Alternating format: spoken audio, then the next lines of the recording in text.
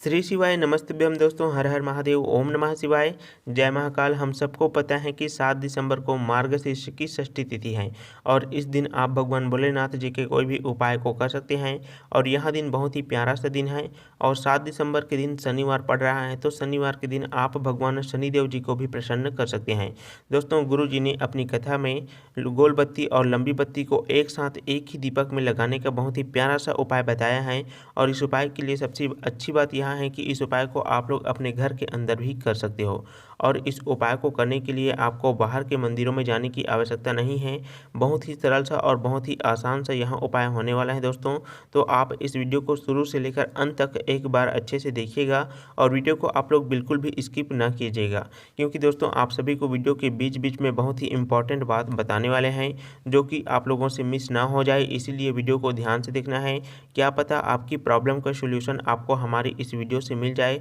तो दोस्तों, इस प्यारे से उपाय के लिए आपको एक दीपक लेना है। दीपक आप चाहें तो मिट्टी का भी ले सकते हैं, नहीं तो आप आटे का भी दीपक ले सकते हैं, है ना। आटे का दीपक बना सकते हैं। और यदि आपके घर में मिट्टी का पुराना दीपक है तो आप उसे अच्छी तरह से साफ करने के बाद में उसका भी आप लोग इस्तेमाल कर सकते हैं। लेकिन इस उपाय को आप लोग अपने घर पर तभी कर सकते हैं जब आपके घर में नंदी बाबा जी का कोई मूर्ति है या नंदी बाबा विराजमान है, तभी आप लोग यह उपाय कर सकते हैं। यदि आपके घर में नंदी बाबा नहीं है तो आप इस उपाय को भगवान भोलेनाथ जी के मंदिर में जाकर के कर सकते हैं। तो दोस्तों, इस उपाय में आपको दीपक के अंदर में एक गोल बत्ती लगाना है और एक लंबी बत्ती लगाना है। तो सबसे पहले आपको एक गोल बत्ती दीपक में लगा लेना है और उसके बाद में आपको एक लंबी बत्ती बना लेना है और उसको भी आपको दीपक के अंदर में लगा लेना है ना। और दीपक के अंदर आपको देसी गाय के घी का ही उपयोग करना है। अब जैसे ही आपका दीपक तैयार हो जाता है उसके बाद में आपको उस दीपक को लेकर आपको चले जाना है भगवान भोलेनाथ जी के शिवलिंग के पास में।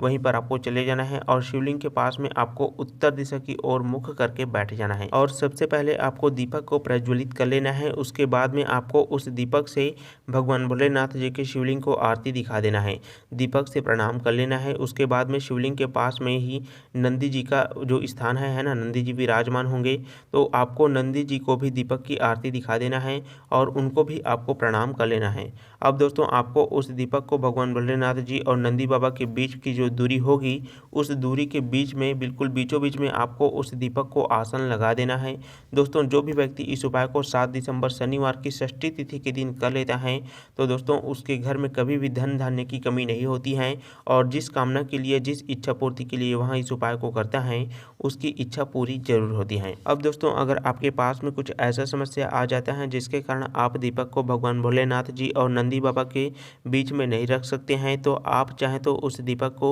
नंदी बाबा के बिल्कुल पास में भी रख सकते हैं, नहीं तो आप भगवान भोलेनाथ जी के शिवलिंग के पास में भी रख सकते हैं। तो दोस्तों, इस उपाय को आप लोग शनिवार के दिन जरूर कीजिएगा, क्योंकि बहुत ही सरल और आसान सा उपाय है। तो अब दोस्तों, हम बात करते हैं अपने अगले उपाय की ओर बढ़ते हैं, है ना, जिसे आप लोगों को चावल के दाने से ही करना है। और इस उपाय के लिए आपको कहीं भी जाने की आवश्यकता नहीं है, इस उपाय को भी आप लोग अपने घर पर ही कर सकते हैं। और दोस्तों, यह जो दूसरा उपाय है यह आपकी इच्छाओं को जल्दी से जल्दी पूरा करने का काम करता है। जैसे कि आपके मन में कोई इच्छा है, कोई विशेष आपकी इच्छा है जिसके लिए आप बहुत ज़्यादा चिंतित रहते हो, परेशान रहते हो और आपकी कोई भी इच्छा जो है वो पूरी नहीं हो रही है, तो आप इस उपाय को ज़रूर से करें। दोस्तों, इस उपाय के लिए हमें चावल की एक ही दाने की आवश्यकता पड़ने वाली है और ध्यान इस बात का आपको रखना है कि चावल का दाना कहीं से भी खंडित नहीं होना चाहिए, टूटा हुआ चावल का दाना नहीं होना चाहिए, है ना। अब जैसे ही आप साबुत चावल की दाने की व्यवस्था कर लेते हैं उसके बाद में आपको एक बेलपत्र लेना है और एक तांबे के पात्र में अपने घर का शुद्ध जल भर लेना है और इन सभी सामग्री को लेकर आपको पहुंच जाना है भगवान भोलेनाथ जी के शिवलिंग के पास में। अब दोस्तों, इस उपाय को करने की विधि के बारे में आप सभी को बहुत अच्छे तरीके से बता रहे हैं, है ना। बहुत ही ध्यान से हमारी बातों को सुनिएगा और वीडियो को आप लोग बिल्कुल भी स्किप ना कीजिएगा। दोस्तों, जब भी भगवान भोलेनाथ जी के शिवलिंग में चावल अर्पित किए जाते हैं तो वहाँ खासकर माता अशोक सुंदरी की जगह में ही चावल का दाना भगवान भोलेनाथ जी को अर्पित किए जाते हैं, क्योंकि माता अशोक सुंदरी भगवान भोलेनाथ जी की सबसे छोटी बेटी हैं और घर की जो माताएं होती हैं, घर की जो बेटी होती हैं, वह लक्ष्मी का स्वरूप होती हैं। तो भगवान भोलेनाथ जी भी माता अशोक सुंदरी की बातों को बहुत ही जल्दी से सुनते हैं और उनकी इच्छाओं को पूरा करने का काम करते हैं, है ना। तो इसीलिए इस उपाय में आपको चावल के दाने को शिवलिंग में माता अशोक सुंदरी जी के स्थान में ही श्री शिवाय नमस्तुभ्यम मंत्र का स्मरण करते हुए आपको समर्पित कर देना है और उसके बाद में आपको अपनी इच्छाओं को, आपकी जो भी मनोकामना है भगवान भोलेनाथ जी से आपको प्रार्थना जरूर कर लेना है। अब आप जैसे ही चावल के दाने को अर्पित कर देते हैं, उसके बाद में आपको बेलपत्र को शिवलिंग में सबसे पहले आपको श्री गणेश जी के स्थान में स्पर्श कराना है,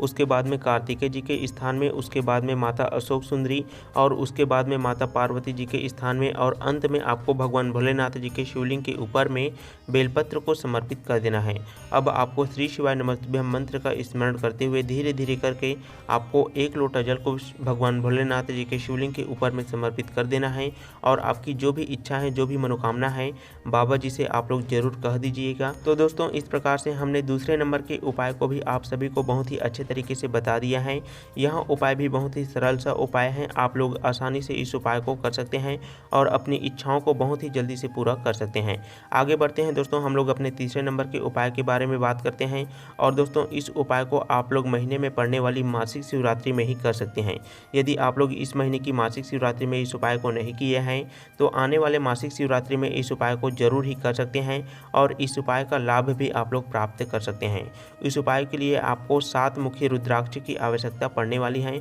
अब दोस्तों, बात करते हैं इस उपाय को कौन से व्यक्ति कर सकते हैं और कौन सी इच्छा के लिए आप लोग इस उपाय को कर सकते हैं। तो आज के समय में लोग बहुत ज़्यादा परेशान रहते हैं अपने भाग दौड़ भरी जिंदगी को लेकर और उनके जीवन में कई प्रकार की टेंशन होती हैं, जिसके कारण उनका दिमाग जो है वो शांत नहीं रहता है। वहाँ लोग बाहर की चिंता को अपने घर के अंदर ला करके घर के लोगों का दिमाग भी खराब करता ही रहता है। दोस्तों, अगर आपको भी कुछ इसी तरह की परेशानी है या आपके घर में कोई ऐसा व्यक्ति है या अपनी ऐसी लाइफ के कारण कोई व्यक्ति बहुत ज़्यादा परेशान है, तो आप लोग इस तीसरे नंबर के उपाय को जरूर से कीजिएगा और मासिक शिवरात्रि में ही आप लोगों को इस उपाय को करना है। तो दोस्तों, इस उपाय में आपको 7 मुखी रुद्राक्ष लेना है, लेकिन अगर आपके पास में 7 मुखी रुद्राक्ष नहीं है तो आप कोई सभी मुखी रुद्राक्ष इस उपाय में उपयोग कर सकते हैं। चाहे आपके पास 1 मुखी रुद्राक्ष हो, 2 मुखी, 3 मुखी, 9 मुखी, कोई भी रुद्राक्ष आपके पास में उपलब्ध है, आप लोग उसका उपयोग कर सकते हैं। रुद्राक्ष लेने के बाद में आपको अपने घर का तांबे का पात्र लेना है और उस तांबे के पात्र में आपको अपने घर का शुद्ध जल भर लेना है